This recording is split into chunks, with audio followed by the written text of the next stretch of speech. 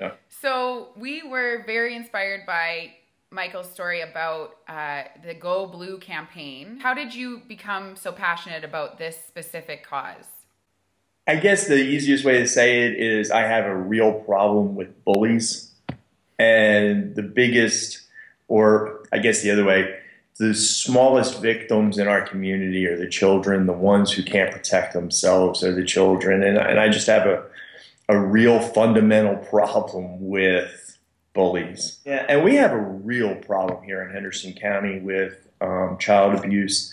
Like I said, we're a rural community. We only have 75,000 people in the entire county. But last year we had 440 cases, documented cases of child abuse. We had 2 deaths Oh last my year, gosh. children who were killed because of child abuse. And so it's a very large problem in our community. Wow. Um, well, how did you find out about the specific nonprofit organization that you are doing this campaign for? And I guess you can talk a little bit maybe about them and what they're doing to try to prevent that. Right. Well, it's a little different in that I'm a journalist, and so every year I would cover this event, this Go Blue. What we do, what the local district attorney's office does is sell these Go Blue T-shirts Right. to raise money for child abuse awareness and prevention programs throughout the county. And every year I would cover it. And on April 30th, everybody wears their blue shirts, and we kind of rally for child abuse awareness and prevention. And last year, after the 30th, I thought, every year I do this. Every year I write about it. And when you're a journalist writing year after year the same stuff, you kind of run out of stuff. I felt like I'm not really making any real impact. Right. This year I'm going to try and do something different. And I had actually worn the other T-shirts often enough that the district attorney's office was nice enough to give me a couple for free. Nice. And it all came together at that point. I said, I'll tell you what I'm going to do. I'm going to wear a blue shirt every single day for a year and collect money for Go Blue. Like, is this something that other people have done, or was this just kind of like Well, your, no, this was pretty off the cuff and unique. Yeah, yeah. no one else has done this that we know of. But what kind of brought the idea of being the change yourself? Well, with Henderson County now, and I don't want to get too technical about things, but there's a big change in the way journalism is done in this country, in Canada, because of social media. And journalists had this idea of being dispassionate observers and making sure you don't get involved in the story. And I had done that for years and years. I've been a journalist for over 20 years. And I had done that for so long.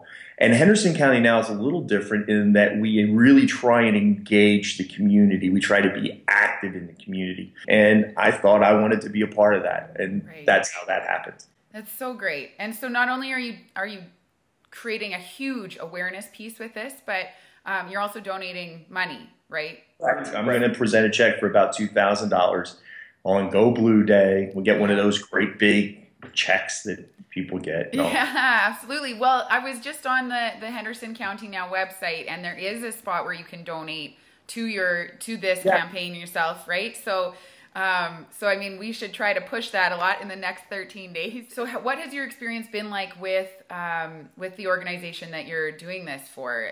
Have they been involved at all with you? Yes, yes. Yeah. And we've done some things together. Like we've done Go Blue T-shirt giveaways this month. April is Child Abuse Awareness Prevention Month. So we've done some T-shirt giveaways in conjunction with the district attorney's office. My thing is just a little bit different in that we're all volunteers. This is not, I mean, the organization, there's not a set organization like you would say.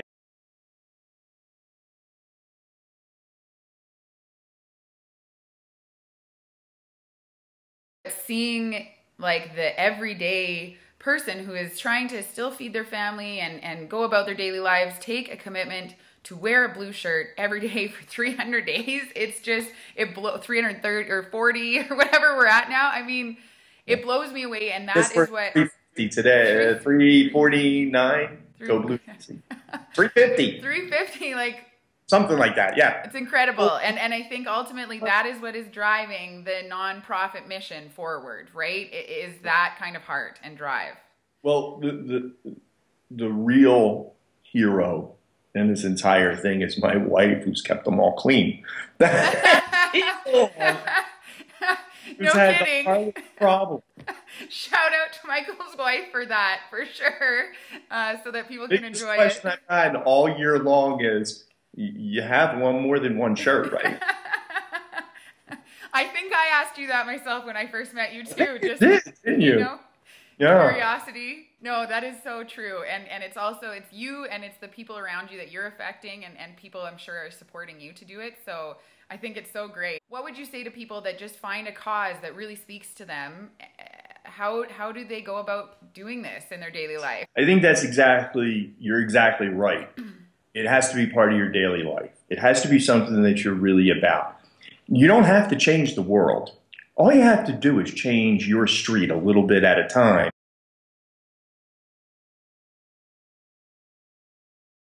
Because your neighbor's going to see what you do and they're going to help out. Once they help out, their neighbor's going to help out. And before you know it, someone from Canada is asking you to do a Skype interview because you wore a shirt.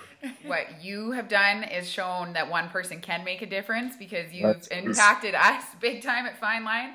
And I'm sure whoever sees this, it'll impact them as well. So thanks for doing what you're doing. And like I said, you can go to the Henderson County Now website. On the right-hand side, there's a widget. I saw that the GoFundMe widget. And I mean, beyond this year, are you excited to wear like pink and black and green? And well, you know what? I'm going to let you in on a secret. Okay. Okay. On May 1st, I'm wearing a very, very loud Hawaiian shirt. You don't have to change the world. Yeah. You don't have to raise $50,000. All you have to do is your little bit on your little street, and if everybody does that, it'll make a huge impact. Talking in San Diego, I'm so impressed with what you guys are doing, because unless nonprofits work with their donors, they're never going to get to the end result. It's the only way to be sustainable is to work with your donors. Absolutely.